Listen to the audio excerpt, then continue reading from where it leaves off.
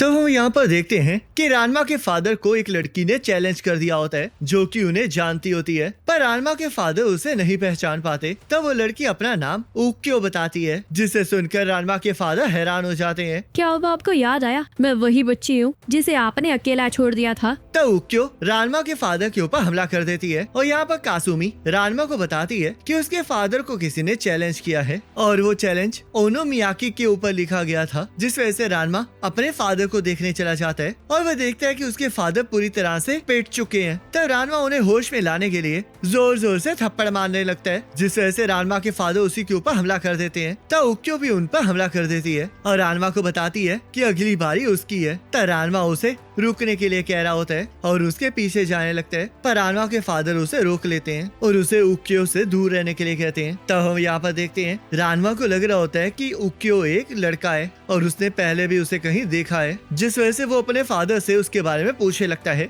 और उसके फादर उसे इस बात को सीक्रेट रखने के लिए कहते हैं और उसे अपने पास बुलाते हैं। पर वो रानमा को सच्चाई बताने की बजाय उसके कान में जोर जोर से चीखने लगते हैं और उसे सच्चाई बताने से मना कर देते हैं, जिस वजह से रानमा उन्हें पांडा में कन्वर्ट करके उनके साथ लड़ना स्टार्ट कर देता है। और यहाँ अकाने बाहर उनकी बातें सुन रही होती है और उसे कुछ पता लग गया होता है, जिस वजह से वो रानमा को मिलने के लिए बुला लेती है। आखिर तुम मुझसे क्या बात करना चाहती थी अकाने? तो रानमा, क्या तुम अपने फादर के इकलौते बेटे हो? क्योंकि मुझे लगता है कि शायद तुम्हारा कोई सिबलिंग भी है। आखिर तुम ये क्या कह रही हो? आज मैंने तुम्हारे फादर और उक्यो की लड़ाई देखी, जहाँ पर उक्यो तुम्हारे फादर को कह रहा था कि उन्होंने उसे अकेला छोड़ दिया और तुम्हारे फादर उससे माफी मांग रहे थे कि वो उस टाइम सिर्फ तुम्हें ही पाल सकते थे, जिस वजह से मुझे लग रहा है कि वो उनका दूसरा बेटा है। तब रानमा ऐसे एक्ट कर रहा होता है जैसे कि उससे फर्क ही ना पड़ा हो और वो सीधा जाके अपने फादर के ऊपर हमला कर देता है, जिस वजह से उसके फादर उसे बताते हैं कि ऐसा तो कुछ भी नहीं है। तब यहाँ अगले दिन रानमा की क्लास में एक नई ट्रांसफर स्टूडेंट आई होती है जो कि वही लड़की होती है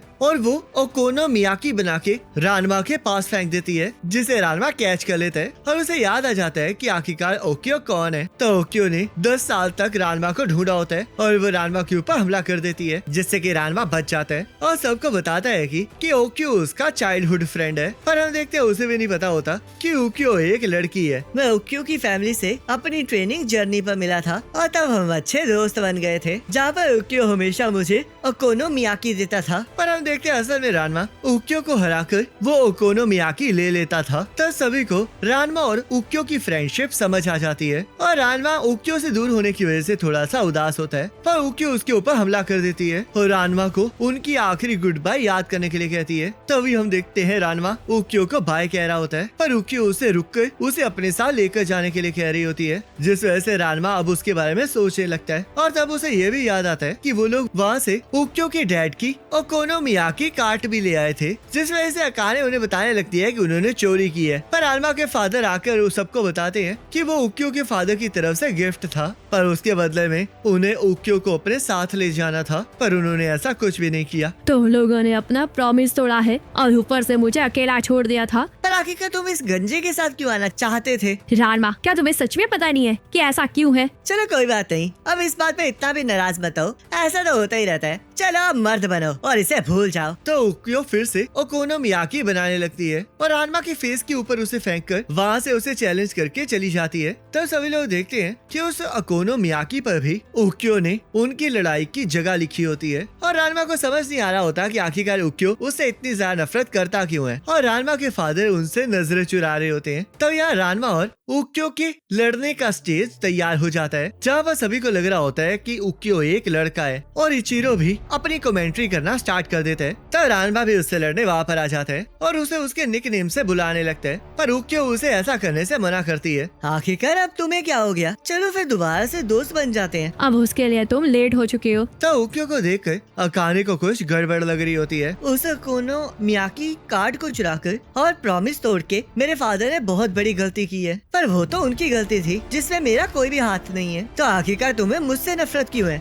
ये सच है कि वो सारी गलती उस बंदे की है, और मैं तुम्हें भी कभी माफ नहीं कर सकता। तो अकाने रानमा के फादर से पूरी कहानी जानने की कोशिश कर रही होती है, पर रानमा के फादर पांडा में कन्वर्ट होकर ऐसे एक्ट करने लगते हैं जैसे कि उन्हें कोई पता ही ना हो। तो यहाँ रानमा उक्यो के हमले से बचने लगता है और जैसे ही स्टेज के ब्लैक हिस्से को छूता है वैसे ही उसका हाथ जल जाता है, क्योंकि हम देखते हैं जो वो ब्लैक हिस्सा होता है वो आयरन प्लेट से बना होता है जो कि धूप की वजह से काफी ज्यादा गर्म हो चुका होता है। तब उक्यो एक और सब्सटेंस से रानमा के ऊपर हमला कर देती है जिससे कि रानमा का पैर उसमें धंस जाता है, क्योंकि उक्यो ने उसे सीमेंट और इंस्टेंट ग्लू से बनाया होता है। तो उक्यो रबर नीडल से रानमा को बांध लेती है और उस पर फिर से हमला कर देती है, पर रानमा उसके हमले से बच के गलती से फिर से ब्लैक वाले हिस्से पर चला जाता है, जिस वजह से वो नूडल के साथ गर्म होने लगता है और लड़कियां उसे खाने के बारे में सोचने लगती हैं। तो उक्यो फिर से रानमा के ऊपर हमला कर देती है जिससे कि रानमा बच जाता है, पर ऑयल के वहाँ पर होने की वजह से रानमा फिसल के नीचे गिर जाता है और उक्यो उसके ऊपर फायर क्रैकर्स फोड़ देती है, जिस वजह से वहाँ पर चारों तरफ धुंध हो जाती है। रानमा तो उक्यो के स्पेशल मेन्यू अटैक से तो बच ही नहीं पा रहा है। तो क्या अब ये रानमा का अंत है?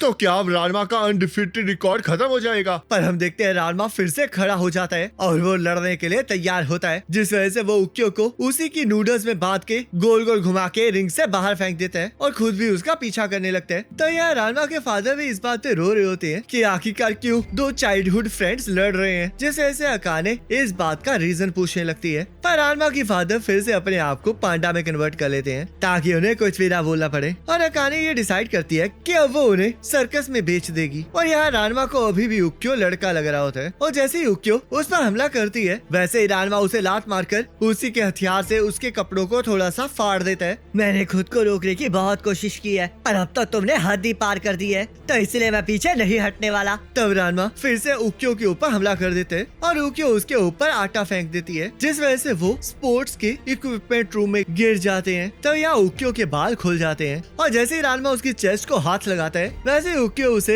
एक जोरदार थप्पड़ मारती है और रानमा को एहसास हो जाता है कि उक्यो एक लड़की है। तो यहाँ रानमा के फादर ने भी सबको ये सच्चाई बता दी होती है, जिस वजह से उन्हें लग रहा होता है कि क्या सच में रानमा और उक्यो चाइल्डहुड फ्रेंड्स हैं। और यहाँ रानमा को अभी भी उक्यो लड़का लग रहा होता है, जिस वजह से रानमा को लग रहा होता है कि उक्यो भी उसकी तरह ट्रांसफॉर्म होकर लड़की बन गया है, जिस वजह से वो उसके ऊपर गर्म पानी फेंकने लगता है और उक्यो उसे एक जोरदार थप्पड़ मारती है। तो रानमा के फादर आकर रानमा को बताते हैं कि उक्यो उसकी फियांसे है, जिस वजह से अकाने और रानमा उन पर हमला कर देते हैं और उसके बाद हमें पूरी सच्चाई बताई जाती है, जहाँ पर हम देखते हैं कि उक्यो रानमा के साथ शादी करना चाहती होती है, जिस वजह से उक्यो के फादर ने रानमा के फादर से बात की होती है और रानमा के फादर ने अकाने की वजह से उन्हें मना कर दिया होता है। पर जैसे उन्हें पता चलता है कि उक्यो के फादर दहेज में ओकोनोमियाकी काट देने वाले होते हैं, वैसे वो इस शादी के लिए मान जाते हैं। ये हमारी शादी के लिए मान गए थे पर उसके बाद इन लोगों ने प्रॉमिस तोड़ दिया और काट को लेकर भाग गए, जिस वजह से मैंने ये डिसाइड किया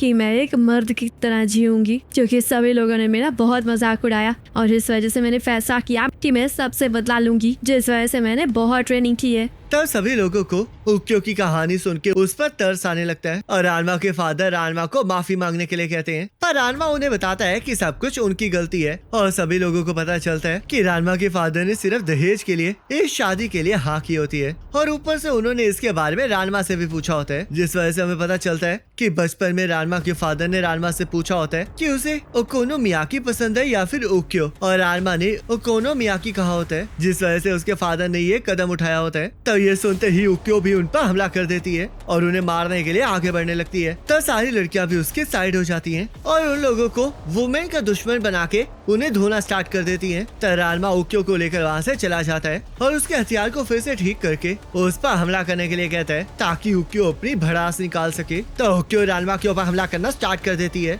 और रानमा उसके हमले से बचना स्टार्ट कर देते हैं। तुम्हें पता भी है कि मैंने उस दिन के बाद डिसाइड किया था कि मैं कभी भी किसी को प्यार नहीं करूंगी। सच में ये तो बहुत ज्यादा बुरी बात है, क्योंकि तुम तो काफी क्यूट हो, मानना पड़ेगा। तुम तो सच में बहुत ज्यादा क्यूट बन गई हो। तो उक्यो शर्माने लगती है और रानमा को झूठा कह के उसे थप्पड़ मार कर उड़ा देती है। तब रानमा उसे फिर से बताता है कि वो झूठ नहीं बोल रहा है, जिस वजह से उक्यो उसे मारने लगती है और अकाने को ये देख के बहुत ज्यादा गुस्सा आ जाता है, क्योंकि रानमा ने आज तक उसे कभी क्यूट नहीं कहा होता और वो रानमा को कांग्रेचुलेट करती है कि अब उसे एक क्यूट फियांसे मिल चुकी है। तब रानमा फिर से अकाने का मजाक उड़ाने लगता है, जिस वजह से वो लोग लड़ना स्टार्ट कर देते हैं और उक्यो ओकोनोमियाकी बना के रानमा से पूछती है कि वो लोग सच में इकट्ठे रह नहीं सकते ना, जिस पे वो दोनों एग्री करते हैं और इसी वजह से उक्यो ओकोनोमियाकी को रानवा के पास फेंक देती है और वहाँ से जाते जाते उसे बताती है कि वो कल से फिर से अच्छे फ्रेंड्स बन जाएंगे और उसने ओकोनोमियाकी पर एक दिल बनाया होता है। और इसी के साथ ये एपिसोड खत्म हो जाता है। अब नेक्स्ट एपिसोड का लिंक आपके स्क्रीन पर आ रहा होगा, उस पर क्लिक करके अगले एपिसोड को देख सकते हैं।